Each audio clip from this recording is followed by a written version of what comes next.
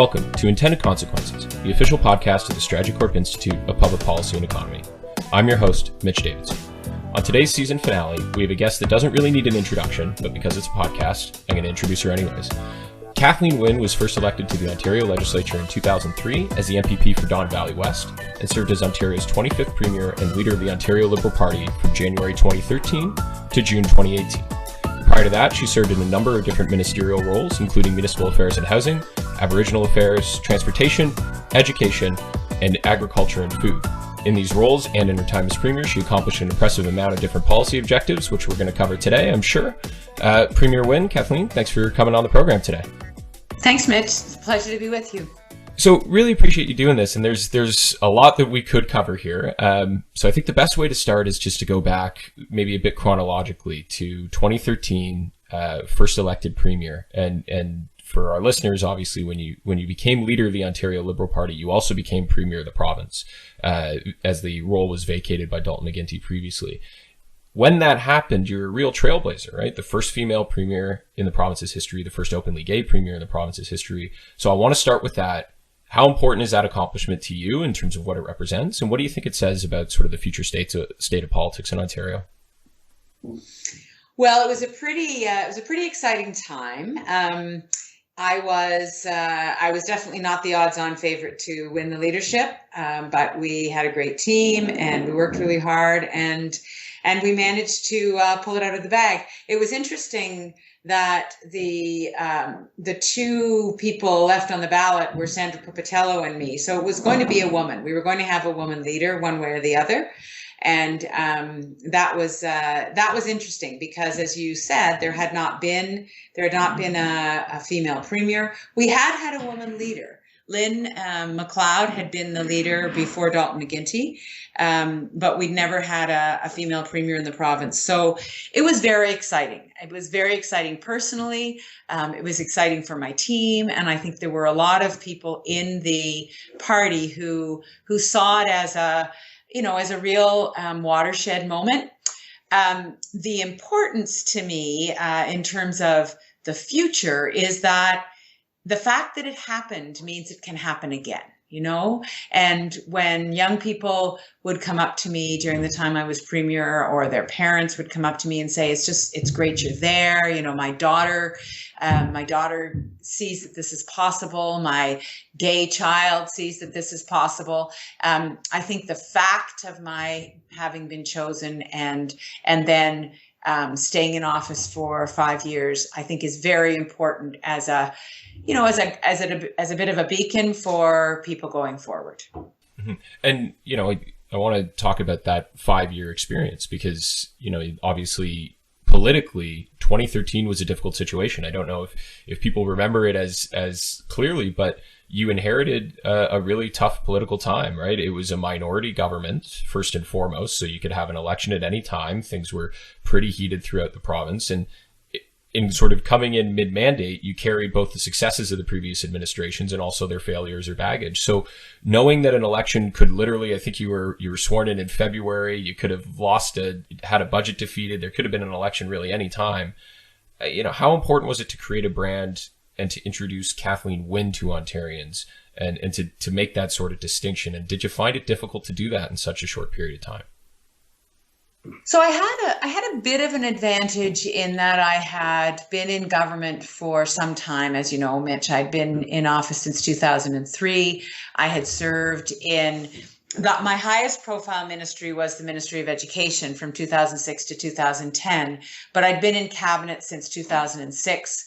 And so I'd had the opportunity to travel around the province in those capacities. It was not that I was well known, because I wasn't, but I had some profile. And so the question you're asking is a really good one, because what we had to do was come into office in February 2013.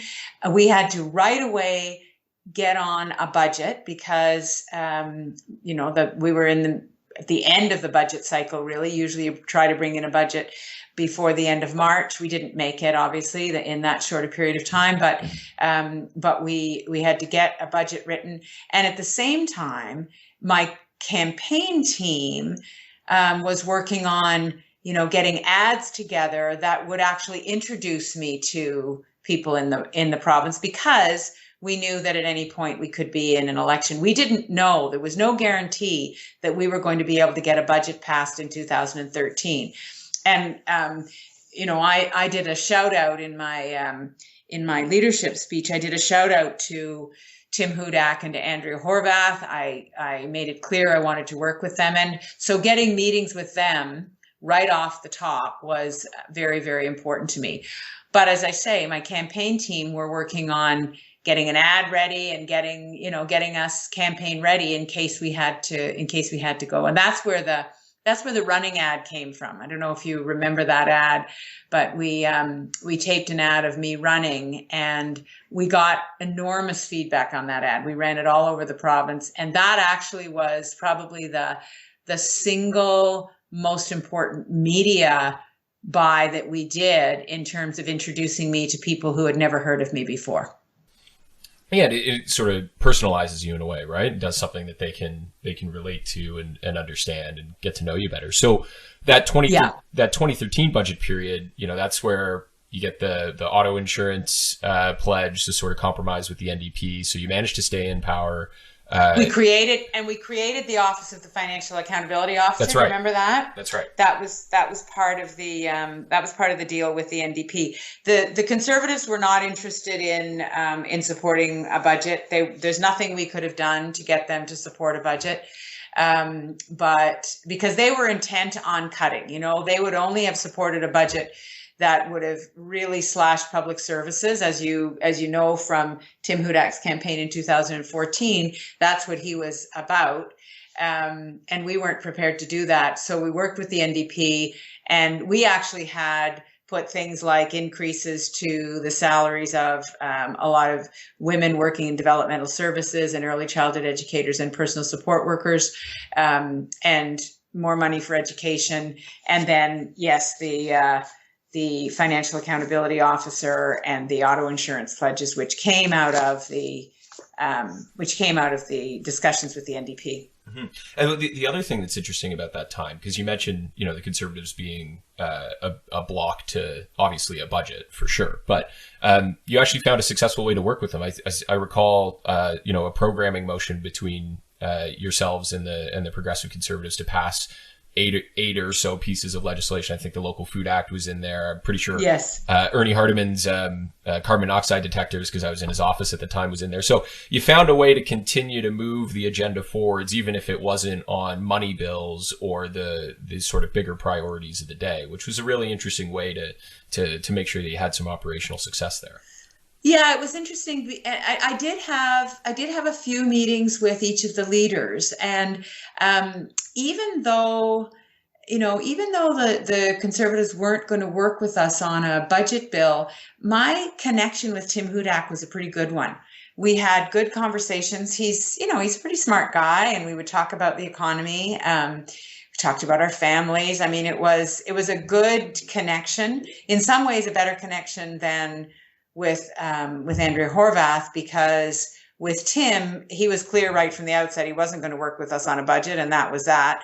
But with Andrea, we continued to do this kind of dance, about how we would cooperate on a budget or not. So it was a really interesting time, and at the same time, I was dealing with a lot of the fallout from the issues around the moving of two gas plants and the cost of that to the people of Ontario. And that was a very, very contentious and ongoing issue. And it followed me, honestly, Mitch, it followed me right through to the 2018 election, even though we dealt with it pretty resoundingly in the 2014 election. So all of that was happening. And the other thing was that people might not know, when we went through the leadership, people were pretty mad that Dalton McGuinty had prorogued the House, and I made a commitment that we would come back to the legislature on the parliamentary calendar, on the legislative calendar. And so we only had a very few weeks after I was sworn in February to get back into the legislature. So we were running pretty fast in those first couple of months. Yeah, and you managed to pull it off in terms of the budget and the programming motion and lots of other things that were going through the House. So then you fast forward a year, you get to the 2014 budget period, and that budget doesn't get through the legislature. I don't even think it got to a vote because Horvath mentioned that she was going to defeat it, so you called the election anyways. As soon as we introduced the budget in 2014, Andrea Horvath came out and said she wasn't going to support it, and we were ready, Mitch. We thought that we'd been pretty lucky to get one more budget, because remember, we were elected in 2011, minority parliament. Dalton left in 2012. We got a budget in 2013. So really, we were living on borrowed time, having gotten that extra year. And we had taken that year to establish things like, getting cap and trade in place. We knew that we were going to be working on retirement security and enhancing the Canada Pension Plan. We had some pretty solid policy initiatives that we were working on. And we were pretty sure that we weren't going to get another budget through. And indeed, as soon as we introduced the budget, Andrea said she wasn't going to support it. But what was funny about that was that I then immediately, as soon as she said that, I immediately made the announcement that I was going to go to the Lieutenant Governor, and I was going to ask that she dissolve the legislature and that we go into an election.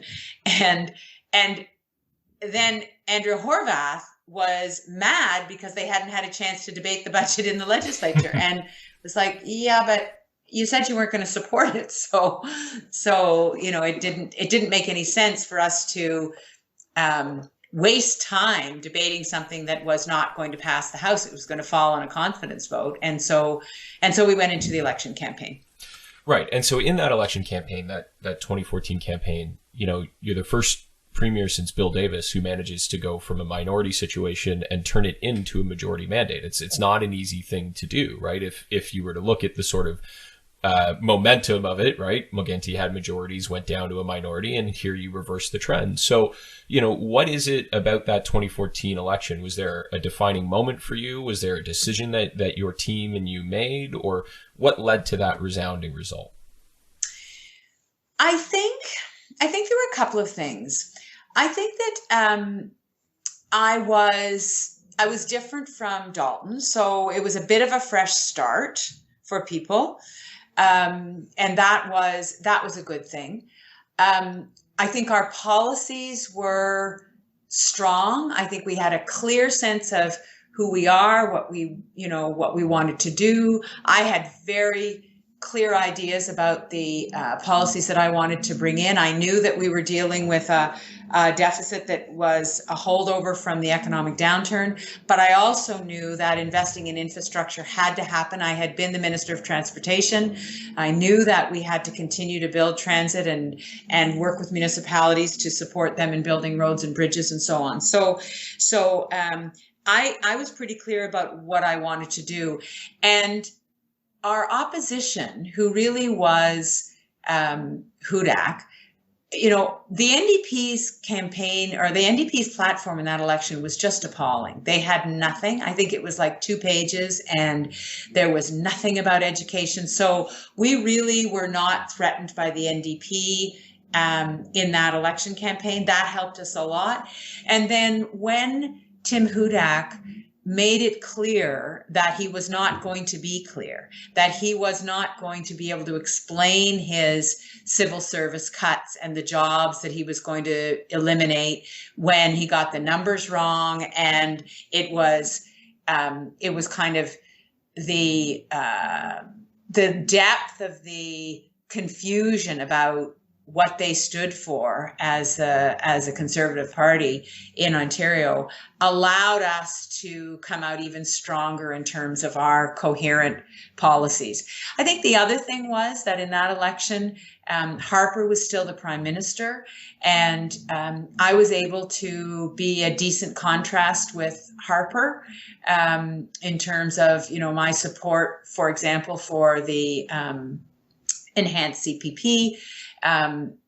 It was pretty clear how our liberal, small L and capital L liberal agenda differed from what Harper was doing in the country. So I think all of those factors played into our into our victory, as well as we had a really good campaign team who were able to put that together.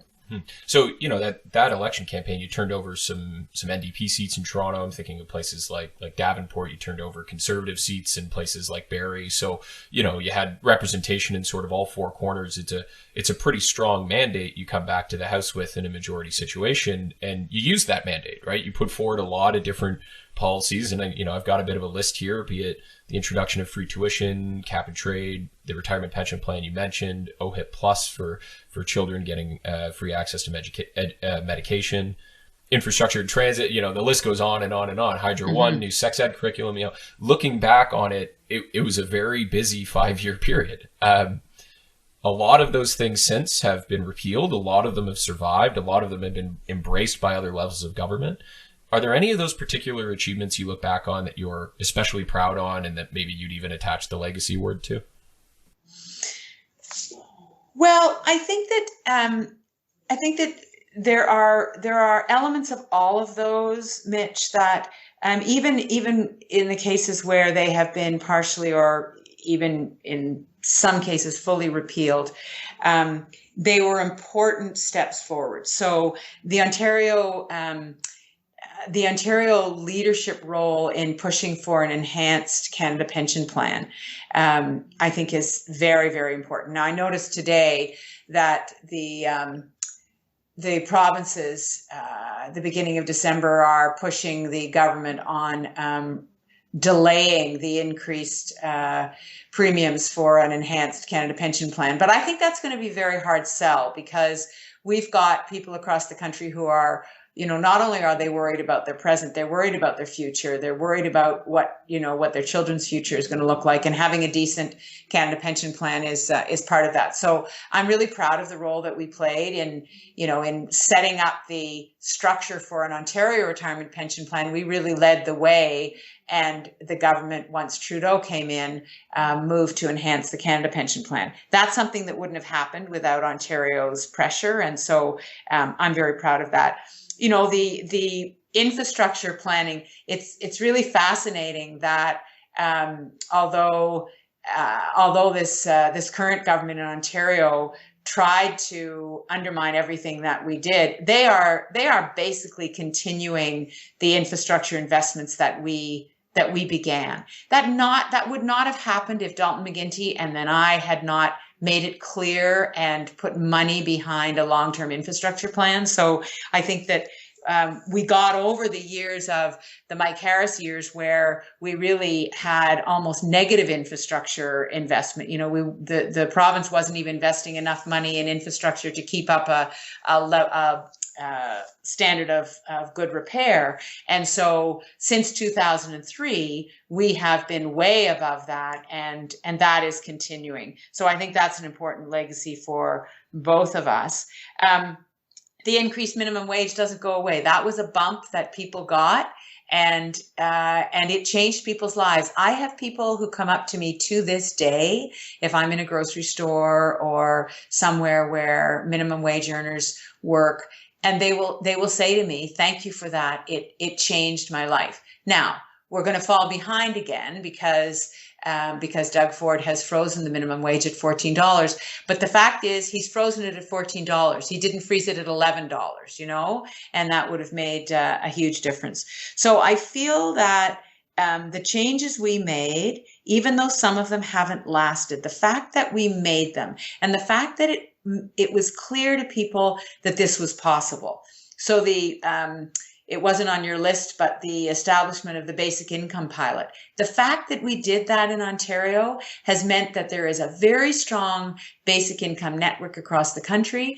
It has been a very important part of the conversation once COVID-19 hit. What are we going to do about people who are going to continue to fall through the cracks? And the fact that we set that pilot up meant that there was a consciousness and there was work that had been done in an area that is now going to be very important. So that cumulatively, I think, has moved the bar on a lot of those policies. And even something like OHIP plus, the Ford government didn't tear it down completely. they undermined it, and there's more work that needs to be done to rebuild it. But still, there are more people getting more support than there were before. Yeah, that's actually one of the examples I was going to use. Is what it does to me is it says that these are issues that now the opposition probably wasn't going to be talking about minimum wage or talking about carbon pricing, and they've at least had to develop ideas on those issues, and you've moved the agenda there. Like, I wonder, would the federal government have been able to move so aggressively on a national carbon price if Ontario wasn't leading the way on cap and trade and joining Quebec, right? Showing that it was a viable Exactly. option. And they absolutely would not have been able to. It obviously, I would have preferred if the federal government had moved on cap and trade rather than a carbon tax. I think that the cap and trade system is more elegant.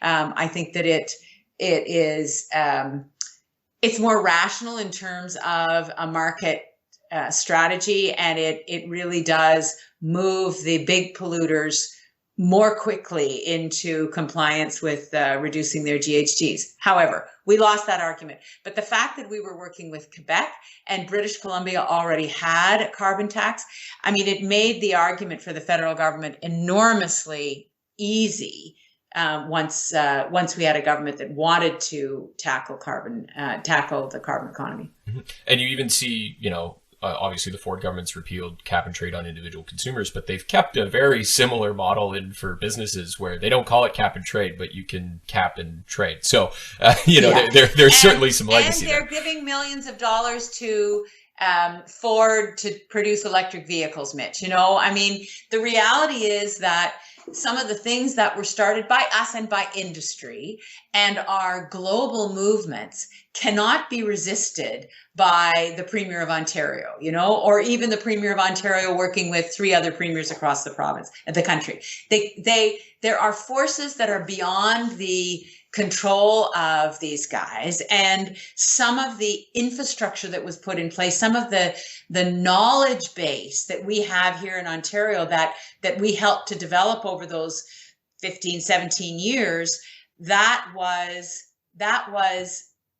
is what has allowed this government to claim that it is leading the way on all these fronts. The knowledge base was there, the education base was there, the training was there, and the manufacturing capacity was there because we had fostered innovation and supported those auto industries. We had supported the supply chain throughout our time in government.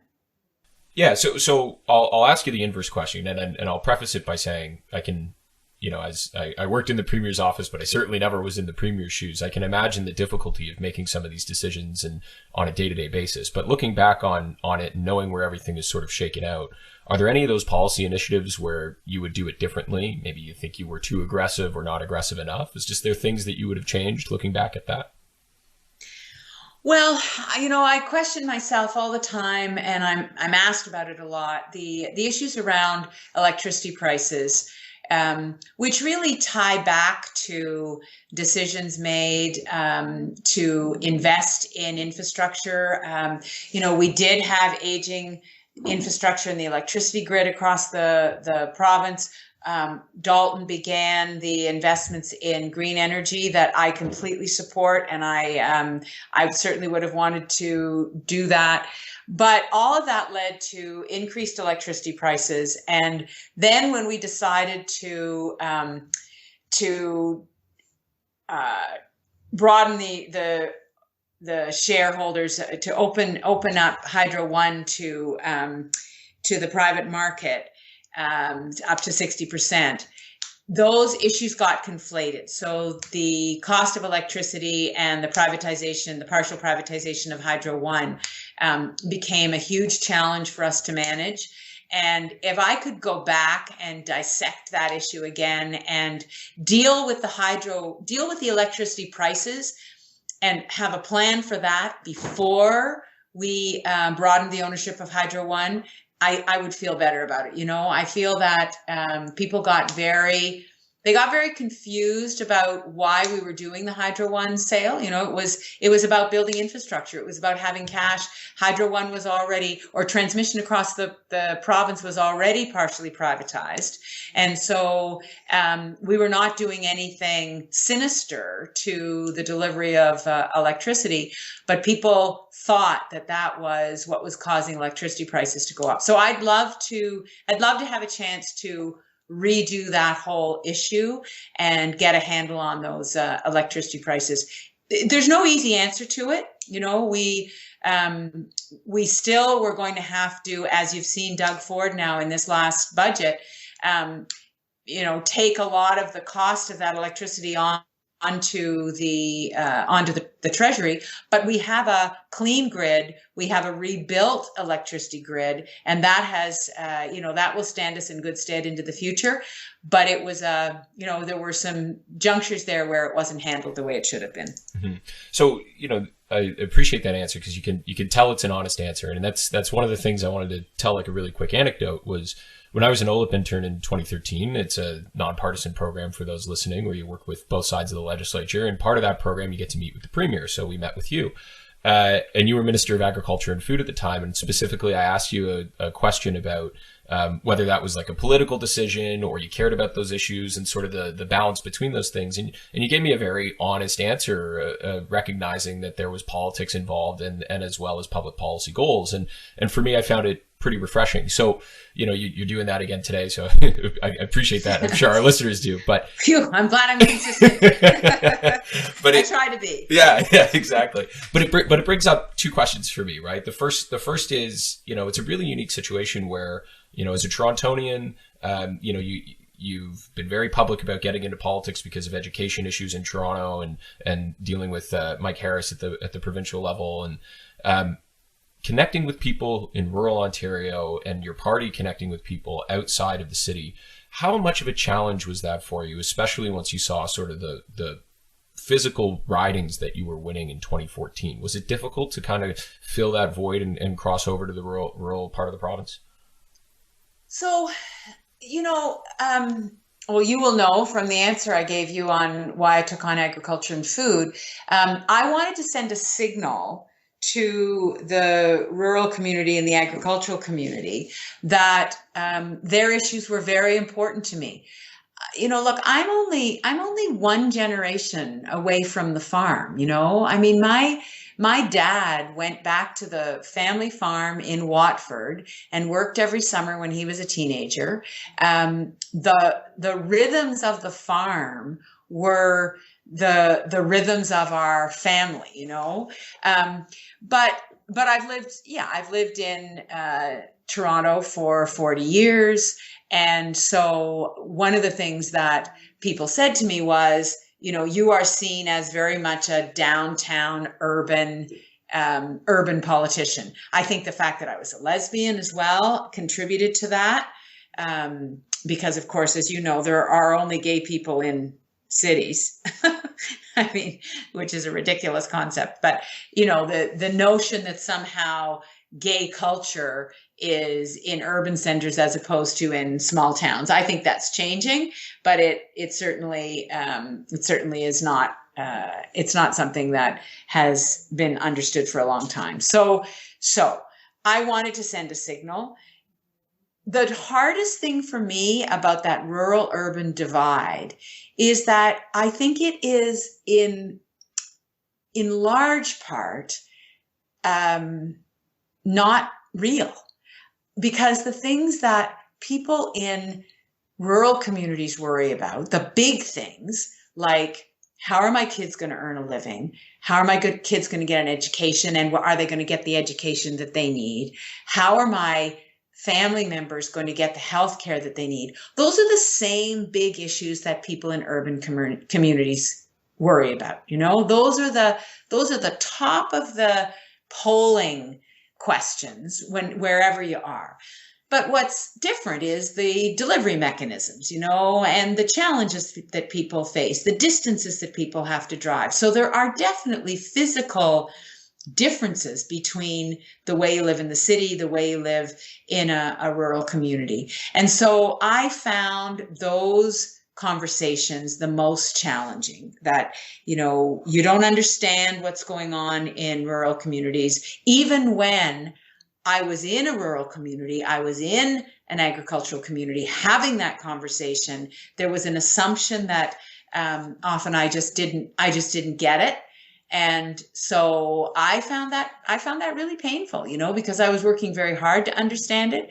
And I think even when we did more than we were asked to do in terms of whether it's risk management for the farm, for the agricultural community, whether it was increased investment in infrastructure and then rural grants on top of that for education. I mean, we kind of went over and above what we did in other communities. It still never was seen as enough, and that may have been my personal failure to connect with individuals, but it was very frustrating because if you look at per capita investment, we were making huge per capita investment in rural and northern communities, and that wasn't always recognized. It certainly didn't translate into political support, but more concerning for me was it didn't translate into people believing that we cared about their lives. So you mentioned connecting with individuals in this capacity, and I think that's something I want to touch on a little bit, because, you know, I worked for 5 different leaders. Some of them might have been able to pull this off, some of them definitely not. I remember there was a local grocery store owner. I think it was in, you know, Bruce or Grey County or something like that. Mm-hmm. And she had kind of gone viral with her electricity bill and some complaints about hydro prices. And you invited her to Queen's Park and had a one-on-one sit down face-to-face meeting with her. And that was, you know, a very different way to handle that situation. Is that sort of trying to connect with individuals, that civility to partisan politics? Was that something you consciously tried to do, or was that an active decision to try to do things differently, or was that just kind of who you are? You know, it's how I had done politics as a local school trustee and as a local MPP, Mitch. I wish I had figured out how to do more of that at the provincial level. You know, we tried. I traveled the province. I really tried to connect with people where they were. But, you know, having her come down, I think she might have been from Eastern Ontario, but you know, having her come to Queen's Park and then following up with her and taking her input on how to reduce electricity prices, for me, that's how policy gets made. And, you know, you're asking me about things I might do differently. You know, I think if I were in that office again, I think I would be, you know, driving down some of the side roads, just dropping in on people and having conversations in a way that I wasn't able to. You know, I feel that I was programmed, and that was not anyone's fault. There were not enough hours in the day, and so you do get programmed as the premier. But I think if I were to look back, I might say, okay, we're not going to program this day. I'm going to just go out and do this. And I did some of that in my constituency. I mean, I did try to get into my constituency every few weeks, but somehow that informality and that connecting with people in a spontaneous way was very hard to recreate, but it was completely natural to me. In fact, it was more natural to me. It is more natural to me than formal engagements with people, for sure. Well, it's tough because, you know, you reach out to people, you go to have an honest conversation to listen to their concerns, and sometimes it can be painted as a media stunt, or, you know, as some sort of exactly, a stunt to try to gain support. So, you know, I do want to ask about your particular experience with the press gallery. We have a lot of staff and civil servants and GR people and all that listen to this podcast, and sort of speaking from your perspective behind the scenes, I'm curious about what your relationship was like with the press gallery and how you thought that evolved during your time as premier. I always liked talking to the press. I used to tell them that a media career was my path not taken. You know, I would have. I have had a deep respect for the work that they do, and the way I hope that manifested was I always tried to answer their questions honestly. I always tried to answer their questions completely. Sometimes I did talk too much, for sure. But I tried to stay in those scrums and do one-on-ones with the media so that they would get to know me, that they would understand where I was coming from. And they'll have to pass judgment on whether I succeeded or not. But I tried to have a very open relationship with the media, not because I wanted them to be our friend. I knew they were never going to be our friends, but I really did want them to understand what we were doing. And it was, I won't pretend it wasn't frustrating when they seemed to almost willfully not understand what we were doing. So, for example, with the sex ed curriculum, when we brought it in under Dalton in 2010, I was pretty disappointed that we didn't have a better understanding among the media of how that homophobic response by Charles McVety was stirring people up to the point where it wasn't about the curriculum, it was about the homophobia and hatred, and I think the media changed on that front when we brought it in 2015. I think the issue evolved differently in that time. So, and I also felt that when we were trying to deal with Hydro One, I thought that it was a really hard issue for us to explain. And I don't think that was the media's fault. I think that was our fault. We were not clear enough, and so it was challenging talking to the press about that issue. But apart from those, some of those really hot issues, I felt like we had a good rapport, and I was not afraid of talking to the press. And I always wanted that to be a respectful relationship. Mm-hmm. And since your premiership, you've commented a few times about the role of female premiers in the country and how there's so many fewer of them than there were in 2013. I think when you were elected as the party leader in 2013, 6 premiers in the country were female, and now I think there's only one if you include the provinces or include the territories right now. Do you think the re-election challenge, as someone who successfully got re-elected as a female premier, do you think that re-election challenge has to do with that media treatment, or are there other reasons as to why the country seems to have a hard time renewing the mandates for female premiers? Yeah, I don't think it's as simple as one factor. I think the media treatment may be part of it, but the media treatment is a reflection of the broader societal reality. So it was interesting to me. I think it was during, or maybe at the end of the 2018 election, there was an article, I think, in the Star about how people describe a leader. And I think there'd been a survey, and people had been asked to either draw how they saw a leader or describe a leader, and it was always a man. And I think that that's deeply rooted in people's consciousness.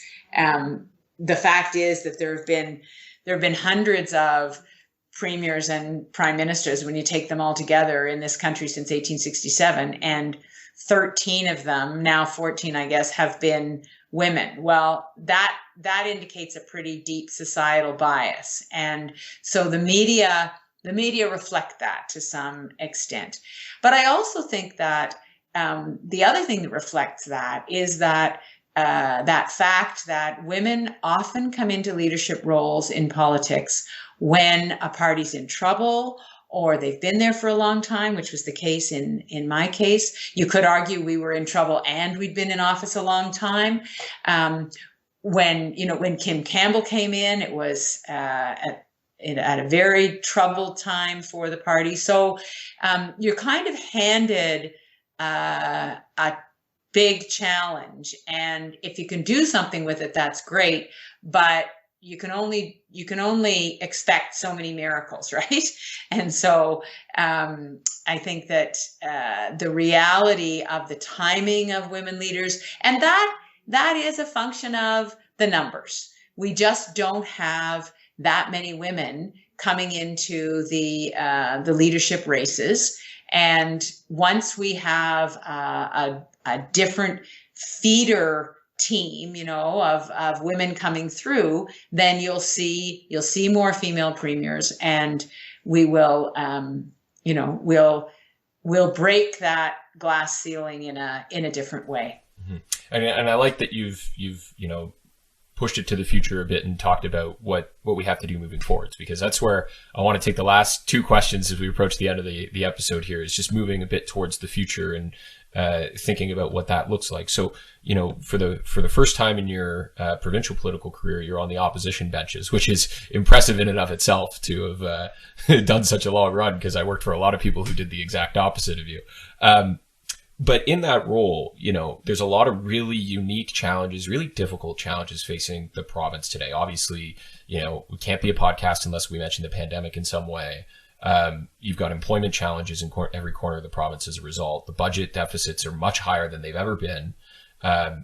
Further alienation of the less fortunate through the impacts of the pandemic and who it's particularly impacting. So when you look at what's going on in the province today and some of the challenges today, as someone who's been in that office, what kind of advice would you be giving to people who are looking to tackle those challenges? Two big pieces of advice. The first one is, you got to get this planning right. I have been very dismayed at the lack of planning capacity of this government in Ontario.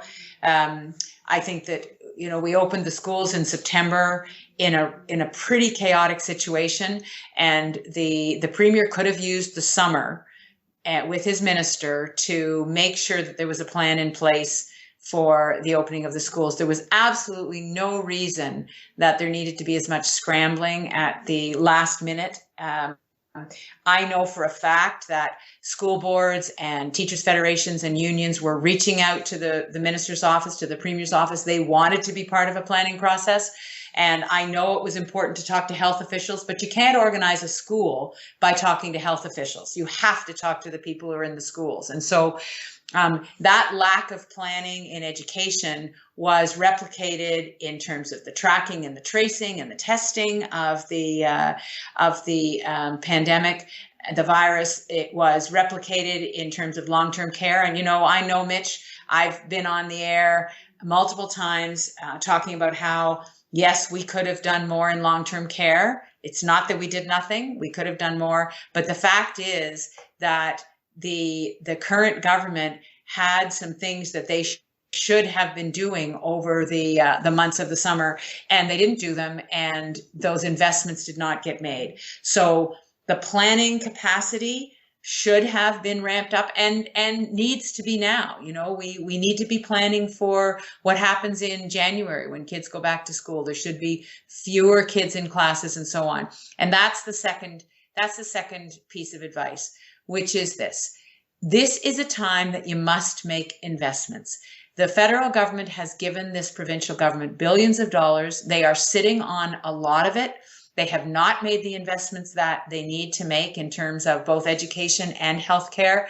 I would say also supports for small business. Now we'll see what the federal government is going to say in terms of small business supports in their financial statement that they're going to make.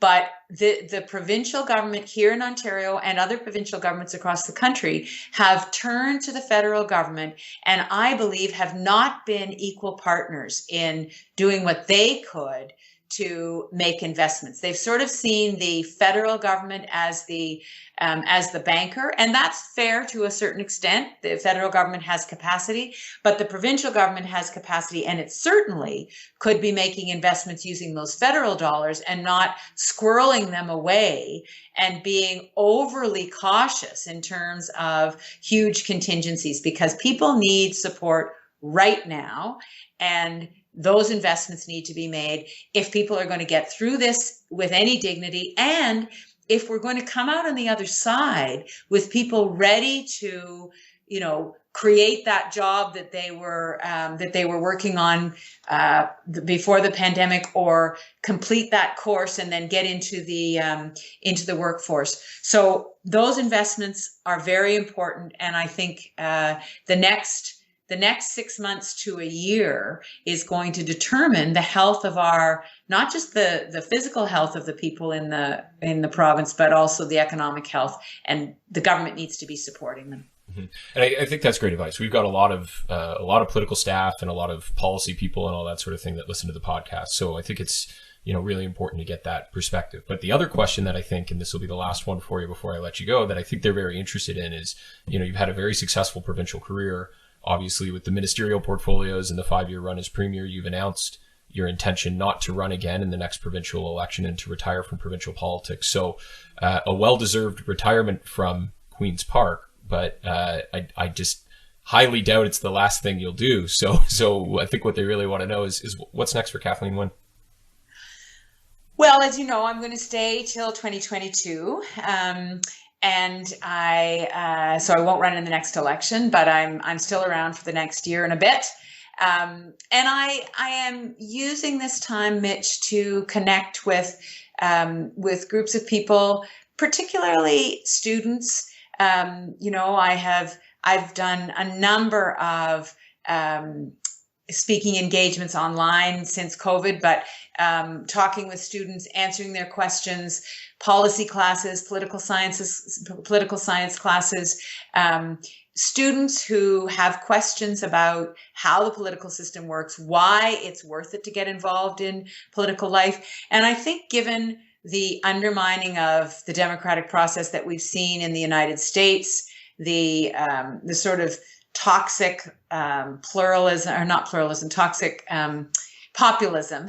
Pluralism is fine. Populism, often not so much, that we've seen. I think it's important that those of us who believe in solid policy making and believe in evidence-based governance and believe in the importance of rational process, that we speak out and that we engage with young people, because the last thing that we want is for young people to disengage from the political process.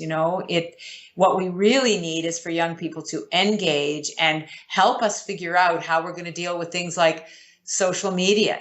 How are we going to make social media work for us and not against us as a civilization? And I think it's only young people who have grown up with technology who are going to be able to resolve those issues. So I'm going to try to play a role of encouragement and be a resource if people are interested in my particular perspective. I'm not an academic, Mitch. I'm not I'm not someone who, I've got 2 master's degrees, but I did not stay in the academic world. But I think the life experience that I've had for the last, it'll be 22 years by the time the election comes around, can help in the understanding of how the political system works. So that's what I'm going to try to do. Yeah, that makes complete sense. We always talk about sort of the Institute here. Our business model is practical and political at the same time. And I think academics could benefit from that as well. So, that's if we can build some bridges, and the theory and the practice. Actually, one of the reasons that I left the academic world was that I just got impatient with the conversation, and I wanted to be acting. I wanted to be out with the people who were making changes, but I really value the thinking that goes on in our academic institutions, our unions, our federations, the organized labor. I mean, there's a lot of thinking that goes on there as well that can help us in policymaking as well as in the business community. So I really think bringing all those together is an important task for all of us in civil society. Well, and it's also kind of I think it's nice and refreshing to hear that you're sort of putting your money where your mouth is when it comes to encouraging people to get involved in politics, to get more female leaders. It would be, easy to rest on laurels and to have had a good run, but to go in and really encourage people to get involved in politics is a noble pursuit, and one that I think we'll be better off for. So with that, Kathleen, just really want to thank you for coming on the podcast and appreciate you taking the time today. My pleasure. And to all your listeners, take care. Thank you for listening to Intended Consequences, the official podcast of the Strategy Corps Institute of Public Policy and Economy, produced by Sarah Bordeaux and myself. Views expressed during this podcast are not necessarily the views of Strategy Corp. All rights to this episode are reserved, and guests on the podcast may be current or past clients of Strategy Corp. To find out more about the Institute and to subscribe to our written material, or to find past episodes of the podcast, please visit our website at www.strategycorp.com/institute. Until next time, I'm Mitch Davidson.